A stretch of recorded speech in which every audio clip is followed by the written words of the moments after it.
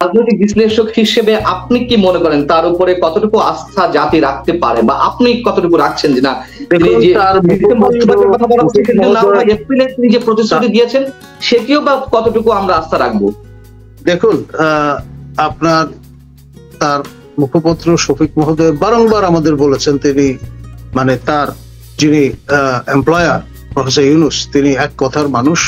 তিনি বারংবার বলেছেন, একবার জানুয়ারি, একবার ফেব্রুয়ারি, একবার মার্চ, একবার এপ্রিল, একবার মে, একবার জুন, অর্থাৎ জুনের একদিন আগেও তিনি নির্বাচন আয়োজন করবেন না। এই যে ধনুর্ভঙ্গপণ, সেখান থেকে তাকে কেন এগিয়ে আসতে হলো, এখানেও সূক্ষ্ম একটা রাজনীতি তিনি করেছেন। জামাতের পক্ষ থেকে দাবি করা হয়েছিল এপ্রিলে যাতে নির্বাচন হয়, এবং তিনি জামাতের সঙ্গে নিজেকে আপনার এই যে কমরেডারিটা দেখালেন, তার মধ্য দিয়ে তিনি একটি বিভেদ বা সীমারেখা টানবার চেষ্টা করেছেন, এবং এই সর্বশেষ যে অবস্থানটি সেটি ব্যক্ত করে কিন্তু তিনি চূড়ান্তভাবে তার নিরপেক্ষতা হারিয়েছেন। তার সরকারের অধীনে নির্বাচন হলে কেউ এই নির্বাচনকে আর গ্রহণযোগ্য বলে বিবেচনা করবে বলে আমার মনে হয় না। আর বিএনপির পক্ষ থেকে যে প্রেস বিজ্ঞপ্তিটি হাজির করা হয়েছে সেটিও কিন্তু তার জন্য খুব ভালো সুখকর বার্তা নয়।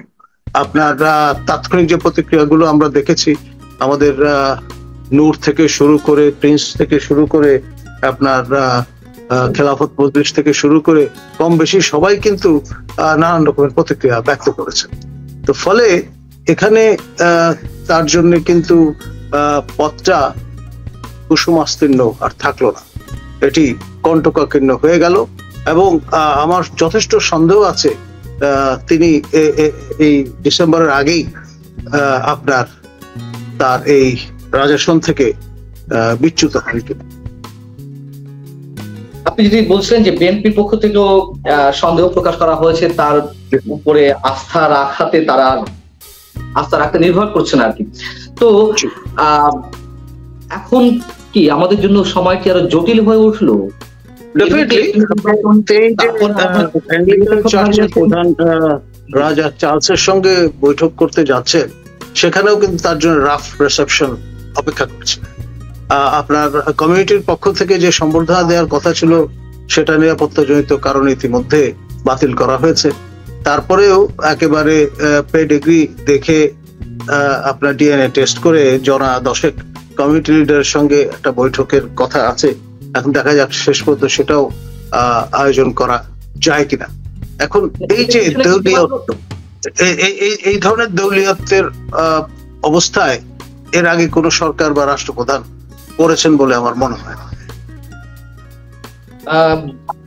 সিকিউরিটি ইস্যু এর পিছনে শো করা হচ্ছে, এর পিছনে কি অন্য কোনো পলিটিক্যাল কোনো কারণ থাকতে পারে, বা রাষ্ট্রের অন্য কোনো সমস্যা লন্ডনে? দেখুন, মানে একটি বিশ্বস্ত সূত্রে এটাও জানা গেছে যে আমাদের বিএনপির কর্ণধার লন্ডন প্রবাসী তারেক জিয়া, তিনিও কিন্তু আপনার অনাগ্রহ দেখিয়েছেন প্রফেসর ইউনূসের সঙ্গে বৈঠক করবার ক্ষেত্রে। কারণ হচ্ছে, যেই লোক সবাইকে ব্যবহার করতে ওস্তাদ, গরিব মানুষের পকেট থেকে চিপে পয়সা বের করবার কৌশল যিনি আবিষ্কার করেছেন, তিনি তারেক জিয়ার মতো ব্যক্তিত্ব, যিনি লড়াকু একজন তরুণ তুর্কি থেকে শুরু করে আজকে পরিণত বয়সে এসছেন, তাকে পর্যন্ত কায়দা করে বিক্রি করে দেন কিনা। সেক্ষেত্রে বিএনপির পক্ষ থেকে আরো একটি অভিযোগ জানানো হয়েছে যে তিনি রাজনৈতিক ভব্যতার সীমা লঙ্ঘন করেছেন। এই বিষয়টিকে আপনি কিভাবে মূল্যায়ন করবেন? আমি যেটি বলবো, যে অনির্বাচিত ব্যক্তি হয়েও তিনি যেভাবে এই চট্টগ্রাম বন্দর ইস্যুতে যারা প্রতিবাদ করবেন, বাধা দেবেন, তাদের প্রতিহত করবার ঘোষণা দিয়েছেন, আহ্বান জানিয়েছেন। এখন জনগণের বিরুদ্ধে নিজেকে দাঁড় করানোর যে ইন্টেন্ট বা এরাদা তিনি ব্যক্ত করেছেন, তার মধ্য দিয়ে তিনি কিন্তু নিজেকে গণধিকৃত একটি অবস্থানে দাঁড় করাবার চেষ্টা করেছেন, যা কখনোই কাম্য হতে পারে না। একটি অবাধ, সুষ্ঠু, নিরপেক্ষ নির্বাচন তিনি উপহার দিতে পারবেন বা সেই সরকার উপহার দিতে পারবে যেটি শতভাগ নিরপেক্ষ। আপনার প্রফেসর ইউনূসের যে স্বপ্নের রাজনৈতিক দল, যেটি ক্রমে আপনার বেড়ে উঠছে, সেই দলের জন্য তিনি আপনার আরো 4 মাস বাড়িয়ে নিলেন দল গোছানোর প্রয়োজনে। এখন পরে আবার সেই স্পেনের মুসলিম নিধনের কায়দায় তিনি যদি এপ্রিল ফুল কার্যকরী করেন, তখন তো নির্বাচন ট্র্যাকচ্যুত হয়ে এমন জায়গায় চলে যাবে যে গৃহযুদ্ধ হয়ে দাঁড়াবে আপনার অনিবার্য বাস্তবতা। এখন এই যে যুদ্ধের হুমকি তিনি দিচ্ছেন চট্টগ্রাম বন্দর ইস্যুতে, এখন ভাবটা এরকম যে চট্টগ্রামের সন্তান তিনি, সেই কারণে চট্টগ্রাম তার বাবার দেশ, তিনি যা ইচ্ছা তাই করতে পারেন। আমাদের এই চট্টগ্রামের বাইরে যাদের বাড়ি তাদের কোনো কিছু বলবার নেই, ভাবটা এইরকম। মৌরসি পাট্টার মতো হয়ে দাঁড়িয়েছে তার কাছে। তিনি যে কোনো মূল্যে আপনার করিডোর প্রদান করবেন, যে কোনো মূল্যে চট্টগ্রাম বন্দর বিদেশিদের হাতে তুলে দেবেন, এবং এটা নিয়ে তিনি কোন রকমের ছাড় দিতে রাজি নন। আসলে মূল বিষয়টা হচ্ছে তাকে যারা ক্ষমতায় বসিয়েছে তাদের এজেন্ডা বাস্তবায়ন তার লক্ষ্য, এবং তিনি যদি সেটি ডেলিভার করতে না পারেন, ডেফিনেটলি তার এমপ্লয়ার যারা, তারা তাকে সেখানে হয়তো দেখতে চাইবে না। সেটা তার মাথায় আছে। সেই জন্যই তিনি ভব্যতা সভ্যতার আপনার সকল রকমের সীমা পরিসীমা পরিহার করে আপনার নির্লজ্জ চেহারায় কান কাটা অবস্থায় জাতির সামনে আবির্ভূত হয়েছে। প্রফেসর কলিমুল্লাহ, আরো একটি স্পর্শকাতর প্রশ্ন আপনার কাছে রাখতে চাই। সেনা প্রধানত করিডোরের বিরুদ্ধে কথা বলেছেন রাষ্ট্রের স্বার্থে, এবং একই সঙ্গে বন্দর বিদেশিদের হাতে তুলে দেওয়া হবে না সেই সতর্ক বার্তাও তিনি দিয়েছেন সবার উদ্দেশ্যে। তিনি কি একই সঙ্গে সেনাবাহিনী, বিএনপি কিংবা আর যারা বিরোধিতা করা বা করছেন, আপনি থেকে শুরু করে আমরা সবাই যারা দেশের স্বার্থে কথা বলছি, সবার বিরুদ্ধে প্রতিহত করা ঘোষণা দিয়েছেন? মানে সবাইকে প্রতিহত করা ঘোষণা আপনার কাছে এরকমটা মনে হয়? দেখুন, প্রফেসর ইউনূস যেহেতু বিদেশি স্বার্থের প্রতিভূ, সেই কারণে তিনি আমরা বনাম বিশ্ব এইরকম একটি ব্যাটল লাইন ড্র করবার চেষ্টা করছেন। আমাদের মাননীয় সেনাপ্রধান জেন্টলম্যান পার এক্সেলেন্স, এবং সেই পারিবারিক ট্র্যাডিশন আছে বলেই তিনি কিন্তু আজকে দুপুরে সস্ত্রীক আপনার মাননীয় প্রধান উপদেষ্টার সঙ্গে ঈদের সৌজন্য সাক্ষাৎ করতে গিয়েছেন, এবং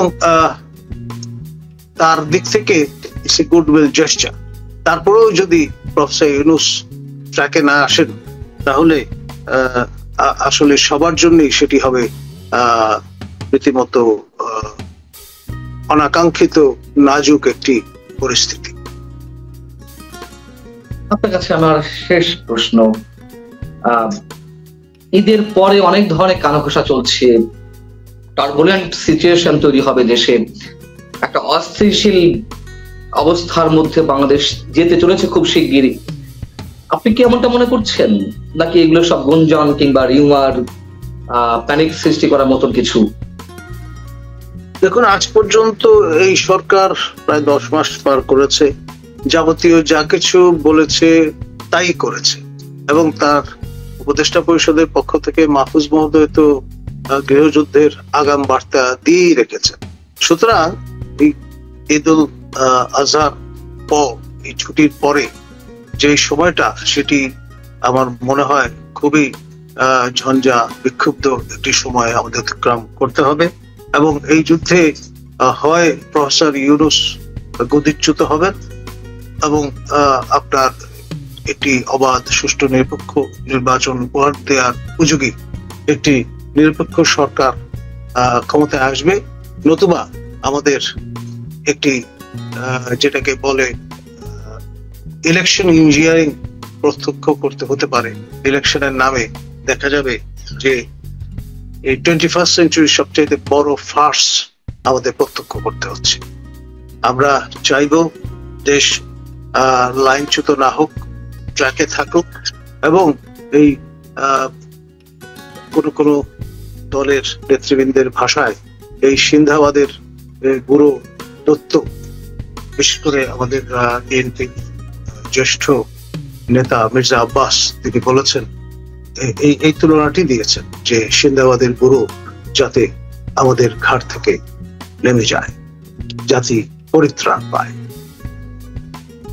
আপনি এই মুহূর্তে যে কথাগুলো বললেন তার মধ্যে তিনটি বিষয়। একটি হচ্ছে যে ডক্টর ইউনূস গদিচ্যুত হতে পারেন, সেই সম্ভাবনা রয়েছে।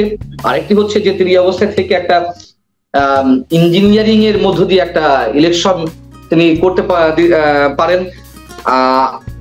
আরেকটি বলেছেন যে একটা নতুন সরকার আসতে পারে। তিনটেই কাছাকাছি। একটা হচ্ছে ইলেকশন ইঞ্জিনিয়ারিং করলে তিনি তার বিরুদ্ধে জনরোষ তৈরি হবে, সেখান থেকে তার গদিচ্যুত হতে পারে, আবার সেখান থেকে তোমার নতুন সরকার গঠন হতে পারে। আপনি কি আরেকটু ক্লারিফাই করবেন আমাদেরকে যে কি হতে যাচ্ছে? মানে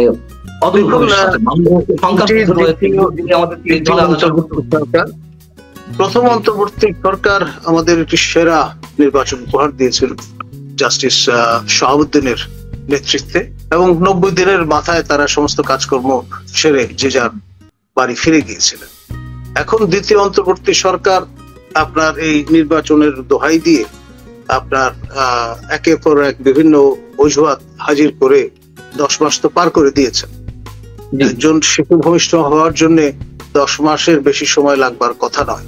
সেখানে মনুষ্য সন্তান যেখানে জন্ম লাভ করতে পারে 10 মাসে, সেখানে তিনি কিন্তু একটি নির্বাচন এমন সময়ে করবার ঘোষণা দিলেন যেটি রীতিমতো অসম্ভব। সুতরাং এই রকমের মুখে শেখ ফরিদ বগলি ইট রেখে যার চলা পথ চলা, তার ব্যাপারে আসলে ন্যূনতম আস্থা কারো রাখবার কথা নয়। আমরা চাইব তৃতীয় অন্তর্বর্তী সরকার গঠিত হোক এবং জাতি পরিত্রাণ পাক। আপনি বলছেন দ্বিতীয় একটি বিকল্প সরকার গঠিত হোক, তাদের মাধ্যমে নির্বাচনটি হোক, এটাই আপনার প্রত্যাশা। অর্থাৎ একেবারেই নিরপেক্ষতা হারিয়েছেন আমাদের প্রধান উপদেষ্টা, তাতে কোনো সন্দেহ আছে বলে মনে হয় না। এবং তিনি যে বক্তব্যগুলো সেগুলো যদি আপনি একটু ফ্রেমে নিয়ে আসেন, তিনি বলেছেন যে নতুন দলটিকে সময় দেওয়া দরকার। এখন নতুন দল তো তার আশীর্বাদ পুষ্ট দল। এটা নিয়ে কারো যদি সন্দেহ থাকে তাহলে বুঝতে হবে যে আমরা এখনো অপরিপক্ক রয়ে গেছি। তাহলে আমি যদি একটু কনসাইজ করি, আপনার আশঙ্কার জায়গাটি কি এখানে যে তিনি গদিচ্যুত হচ্ছেন, নতুন একটা সরকার আসছে, তাদের অধীনে নির্বাচন হবে, নাকি তিনি মানে একটা প্রপার ট্র্যাকে উঠে নির্বাচনটি করতে পারবেন? দেখুন, এটি হচ্ছে সময়ের দাবি। আপনি একবার যখন আপনার জ্যাকেল চেহারাটি দেখিয়ে ফেলেন, তারপরে কারো আর আস্থা থাকবার কথা নয়। এখন তিনি একটার পর একটা গিমিক হাজির করছেন। এই শতাব্দীর সেরা বাজিকর হিসেবে ইতিমধ্যে নিজেকে প্রতিষ্ঠিত করে ফেলেছে। আর যাই হোক, মানুষ জাদুকর বা বাজিকরের দ্বারা চমকিত হতে পারে, কিন্তু কখনোই আস্থা স্থাপন করেন। আর এই ব্যাপারে আমাদের ধর্মীয় নিষেধ আছে। এই পবিত্র ঈদুল আজহার দিনে আমি সে বিষয়টাও সবাইকে স্মরণ করিয়ে দেব।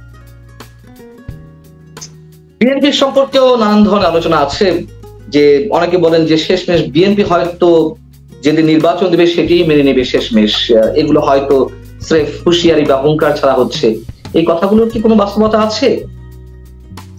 দেখুন, বাংলাদেশের সবচেয়ে বড় সক্রিয় রাজনৈতিক দল বিএনপি নানান চড়াই উতরাই পেরিয়ে আজকে এই অবস্থাটায় এসছে, এবং আপনার বেগম জিয়া সবচেয়ে বড় আপনার শ্রদ্ধার আসনটি তিনি তৈরি করতে পেরেছেন আপসশীলতার কারণে। আমার ধারণা তার পুত্র এবং তিনি এই শেষ সময় এসে তাদের যে আপনার ইমেজ, তাদের যে পলিটিক্যাল ক্যাপিটাল, সেটি তারা স্যাক্রিফাইস করবেন বলে মনে হয় না।